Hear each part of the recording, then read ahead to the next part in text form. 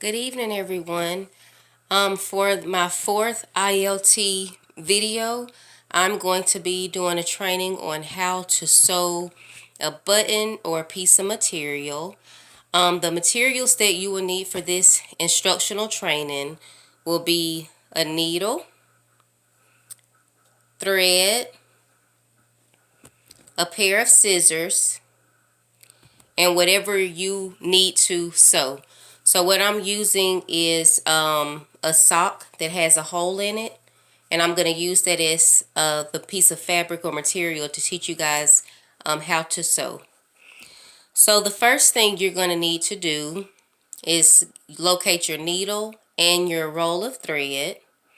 The pack of thread that I have is many different colors, so if you are trying to sew a hole in a shirt and the shirt is white, you can use white thread.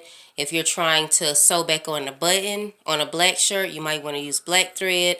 There are many different colors of thread, but just for the purpose of this video, I'm using gray.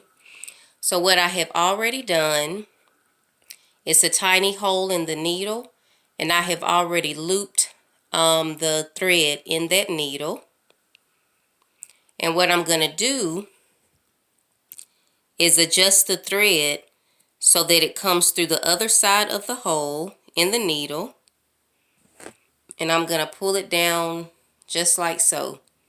You want a good length of thread through your needle, because once you start sewing that button back on that shirt, or the hole in the sock, or the hole in the t-shirt, you want to make sure you have enough to weave it in and out and it doesn't run out.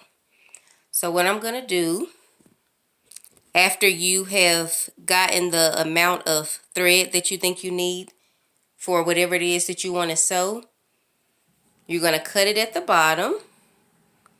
So I'm going to pull my thread all the way through. Show you guys the length that I'm using. I'm going to use about this much. I think that's enough. You measure it to your own judgment. I'm going to take my pair of scissors and I'm going to cut. So now I have my piece of thread looped in my needle.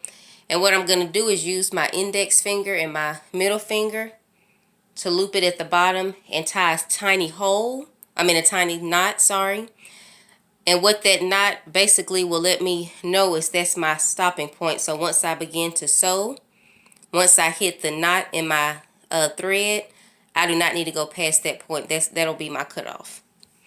So now that my piece of thread is looped in the needle, and I have now tied a hole, or a knot, sorry guys, not a hole but a knot, at the end of my thread, I am going to begin sewing the hole that is in my sock. So what I would suggest doing, like in this situation, or for this demonstration, it's a sock. Even if it's a shirt, I would suggest turning that piece of material inside out and sewing from the inside. That way, once you finish sewing, you don't see the thread stitch work on the outside. It's hidden on the inside. So what I'm going to now do is get my needle and thread, and I'm going to kind of do a backwards forward pattern.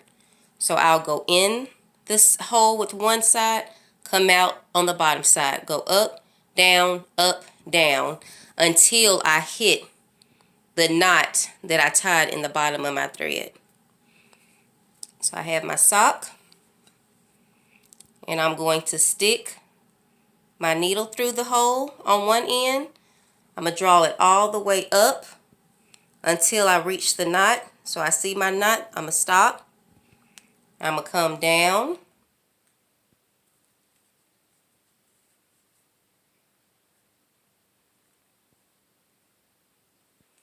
And then I'm going to go back up. And I'm going to come down and go back up. And I'm going to go down, come back up, and then I'll go down again. So after you have completed sewing together your hole, you're going to take your scissors and you're going to cut off the excess thread. So then after you have cut off your excess thread, you're going to turn it back inward or on the outside. And this is a little bunched, but as you can see, it has closed up the hole. And sometimes if you notice that it's still showing a hole, you may have to end up redoing it. But anyway, guys, I hope this video was informative on how to properly sew, a missing button or a hole in a shirt or a piece of material using needle and thread. And I hope this was very informative. Thanks so much.